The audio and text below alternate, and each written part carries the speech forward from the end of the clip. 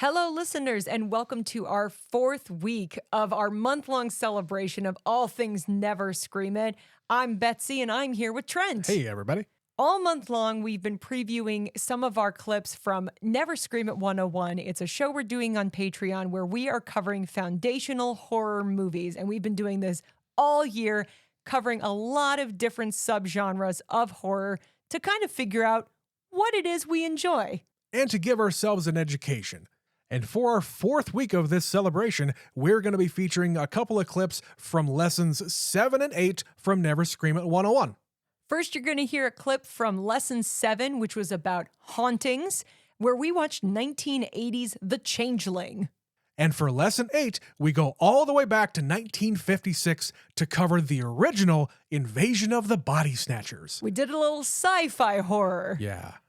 All of those episodes can be found at patreon.com/neverseenitpod. And if you sign up in the month of October, you'll get a discount. You don't have to put in a code. You don't have to do anything special. Just go to that website, sign up, and it'll be automatically applied. So please enjoy these two clips from those episodes. Go and sign up today at patreon.com/neverseenitpod. But I said to you while we were watching the movie, it's not something he'd pick for himself. I don't think he would pick this house. I don't think a lot of people would pick this massive fucking house that clearly needs a lot of work because no one's lived there for over a decade. Right. But it belongs to the historical society. And a lot of people would rather, in a historical situation, have the home be occupied, whether it be a museum, whether it be, turned into a school or another, community building. They would rather it be occupied because then you have a human being monitoring it all the time. You know if something goes wrong. If a pipe bursts in the middle of winter, not that that's necessarily a problem in Seattle, but if a pipe bursts and no one's there, the house gets fucked up. So why not have him live there? And he could do it for a lot cheaper than you'd probably expect. That is all well and fine, but why would he accept it? That is beyond my comprehension at this point in the process here. I know it's a movie. You need to have somebody go into this fucking house to make this all happen. I also think it is the music room part of it because he is going to have students coming in and he can entertain people. It's just sort of part of his lifestyle. He knows he can use the space. Now, he does have a lot of extra floors and a lot of extra room he doesn't need, but we need that for the ghost part of the story. I mean, you could even say the same thing about our house. Like, we're just two people who live in, a house that is too big for just two people. Let's just say that. But we use every room in this house. We find use for it. Yeah. A house like this should not even exist. It's kind of like that house we talked about in our Conversation Pit episode when we talked about going to open houses. There's a house down the street from our house that is goddamn massive, that every single room had a purpose to it, but I don't think any of them ever got used. You also have to remember the timing of when the house in the Changeling gets built. It's a rich person's idea of wealth and, excess in the late 1800s and the early 1900s. The first thing I said was, of course, it's a creepy Victorian ghost, like 1900. Of course.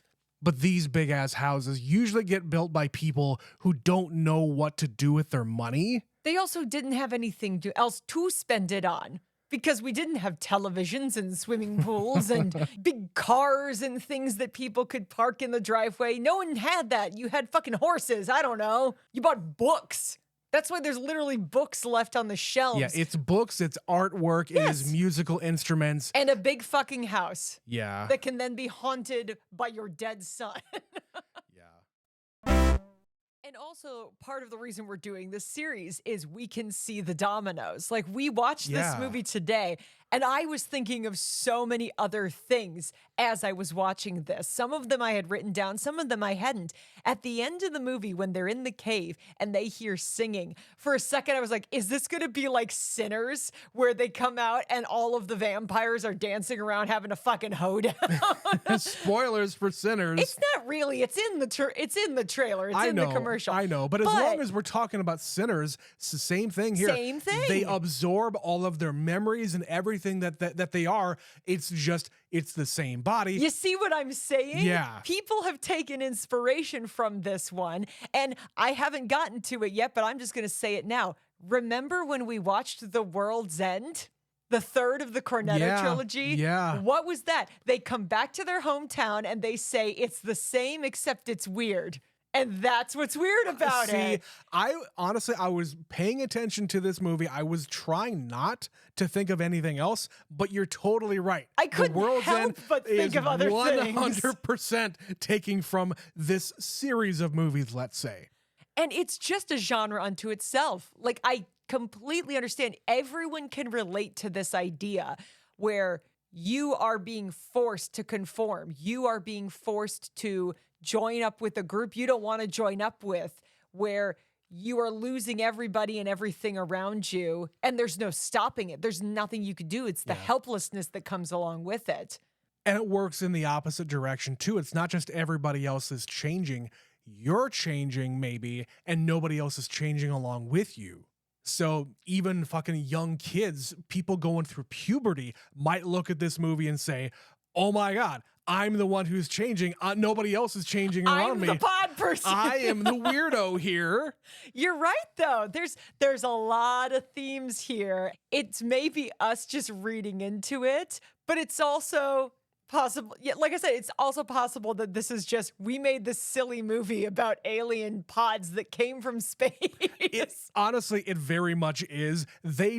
I was reading all sorts of stuff in the trivia here. At no time did they have any kind of ulterior motive, but again, because they couldn't throw a lot of extra stuff in here, your mind just has to fill in the gaps. Just like with any other B horror movies, which is exactly what this is. This is a B-ass movie that just kind of blew up into something else.